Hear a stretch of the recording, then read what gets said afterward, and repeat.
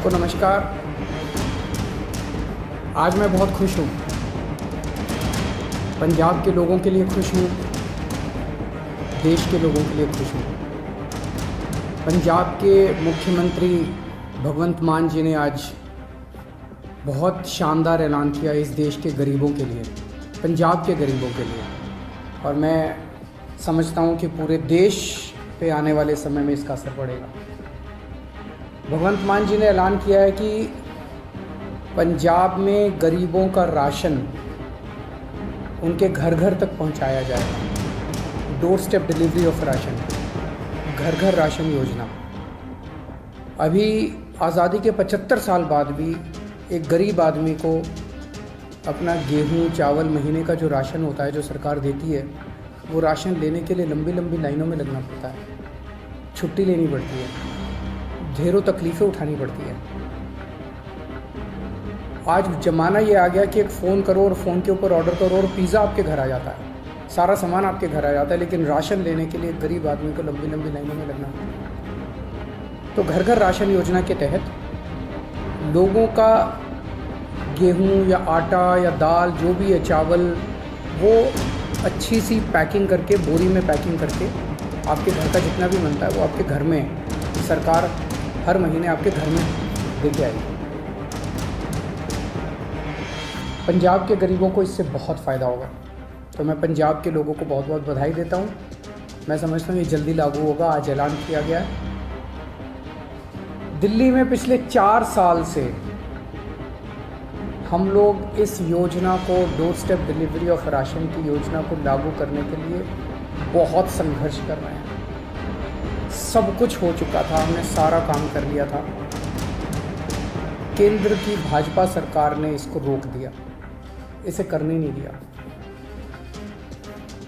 ये सही नहीं है, लेकिन अंग्रेजी में एक कहावत है, you cannot stop the idea whose time has come. जिस आइडिया का समय आ चुका है उसको कोई नहीं रोक सकता, उसको कोई ताकत नहीं रोक सकती, फिर उसके पीछे कुदरत लग जाती है। अब इसका आइडिया आ चुका है, इसका समय आ चुका है, तो ये तो लागू होगा। दिल्ली में नहीं लागू करने दिया, कोई बात नहीं, पंजाब में लागू करेंगे।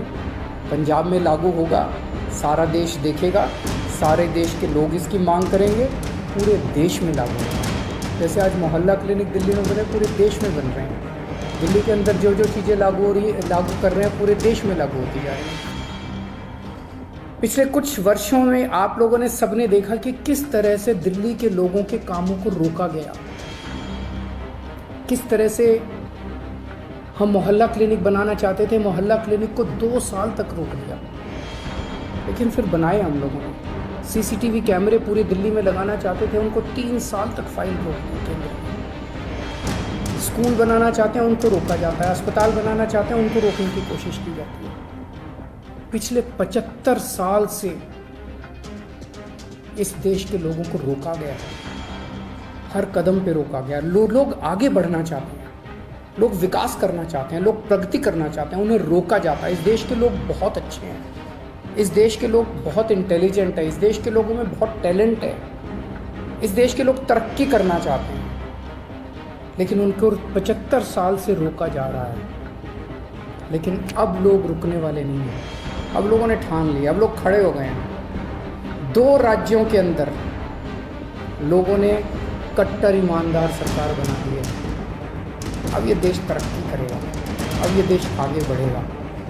मैं उन सब लोगों को कहना चाहता हूँ, सभी ताकतों को कहना चाहता हूँ जो इस देश को रोकने की कोशिश कर रहे हैं, आप जो मर्जी कर लीजिए, अब ये देश रुकने वाला है।